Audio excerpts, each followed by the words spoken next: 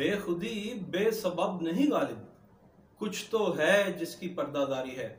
और लेस्को में जरूर कुछ नहीं बहुत कुछ है शायद करप्शन का, और बहुत से अनदीदा अनदेखे सरबस्ता करप्शन के गबन के राज हैं कि वहां पे पर्दादारी बदर्जा उत्तम मौजूद है, बहुत ज्यादा पर्दादारी होती है। और इसी पर्दादारी का एक शाखसाना ये है कि हमने पिछले दिनों एक प्रोग्राम में आपको बताया था कि ये लेस्को में लाहौर इलेक्ट्रिक सप्लाई कंपनी में पीनट्स दो केस आपको बताए थे कि लाहौर में ही लेस्को की जुरिस्डिक्शन में अप्रोक्सीमेटली 4500 केसेस के ज़िमन में जो इलेक्ट्रिसिटी थेफ्ट के ज़िमन में है, जो जनाब 125 बिलियन यानी 12.5 करोड़ रुपए का गबन किया गया है। और साथ ही नॉन इलेक्ट्रिफाई स्कीम में 1.3 मिलियन रुपए की इंस्टॉलेशन की गई हैं।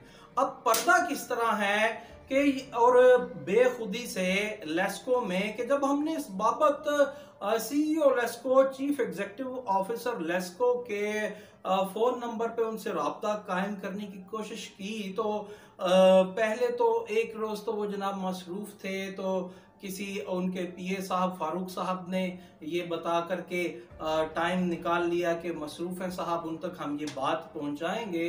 और जब आज हमारी बात हुई तो किसी हाफिज जनाब अमीन साहब ने फोन उठाया on the behalf of CEO LESCO, और जब हमने उनसे ये बात की तो उन्होंने पहले तो यकसर बेखुदी से इस पे पर्दा डालने की कोशिश की। उन्होंने कहा कि ऐसा तो कोई वाकया हुआ ही नहीं।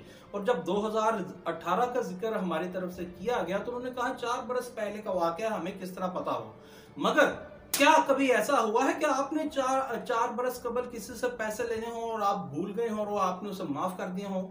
ऐसा नहीं होता। आप तो अपने आबाओ अजदाद के बाप दादा के पैसे भी जो उधार दिए होते हैं वो वापस 40 बरस बाद भी ले लेते हैं, मगर यहाँ लेस्को 4 बरस पहले कौमी खजाना में से चोरी किया गया 12.5 करोड़ रुपया और 1.3 मिलियन रुपया वो भूला बैठा है।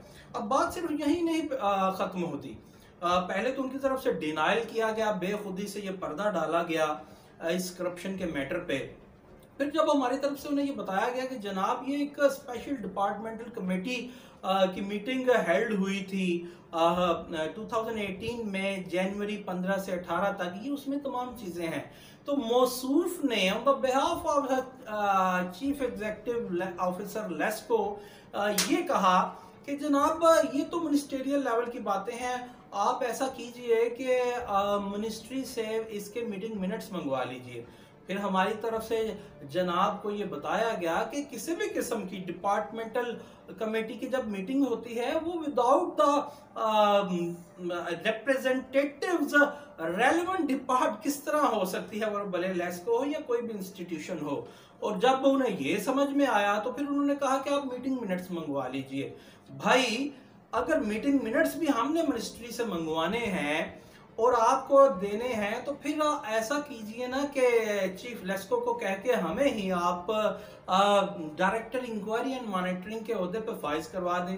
अब ये ऐसा हो क्यों रहा है? पहले तो डिनाइल कैटेगोरिकली कि ये जनाब हमें नहीं पता, ये 4 बरस पुराना मैटर है। उसके बाद जब स्पेशल डिपार्टमेंटल कमेटी का जिक्र और उसकी तारीखें बताई गई और फिर हमारी जानिब से जिस तरह पिछले प्रोग्राम में बताया गया था कि ये हुआ 12.5 करोड़ एक और 1.3 मिलियन एक, तो जनाब इसके बावजूद उन मौसूफ ने ये कहा कि ये तो वर्बल आपके इंफॉर्मेशन है, ये गलत भी हो सकती है, आप हमें ऐसा कीजिए ये डॉक्यूमेंट्स प्रोवाइड कीजिए, तो फिर चीफ साहब के ये नोटिस में हम देंगे।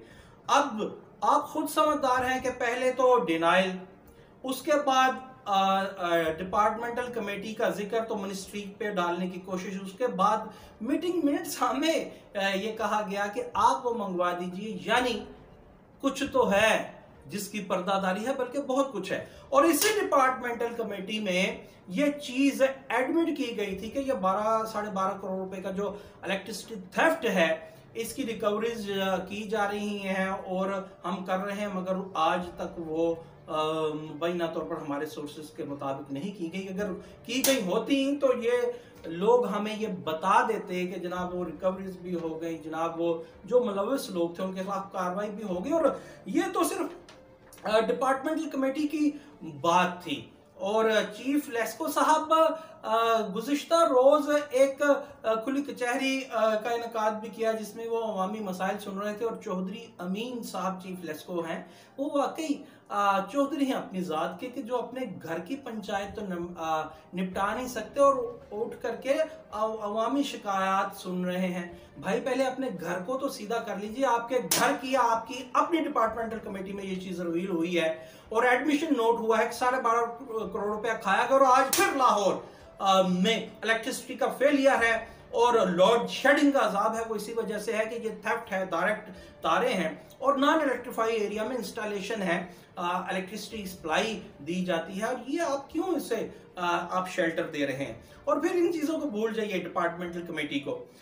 WAPDA guidelines for enforcing for losses due to fraud, theft or negligence of individual 1982 और उसका amended version 2001 वो क्या कहता है, उसका सेक्शन 3 और सब सेक्शन 1 क्या कहता है, ये सुन लीजिए जरा कि वो क्या कहता है। डिपार्टमेंटल कमेटी से दूर जाइए और हमें ये कहा जा रहा है कि हम मिनिस्टेरियल जो मीटिंग है उनके मिनट्स ला दें। भाई हमें भी इंक्वायरी ऑफिसर बना दें, आप तनख्वाहें क्यों ले रहे हैं हमारे टैक्सेस के पैसा से। अब उन्हीं का कानून वापडा का ये क्या कहता है सुन लीजिए। और वापडा वाटर एंड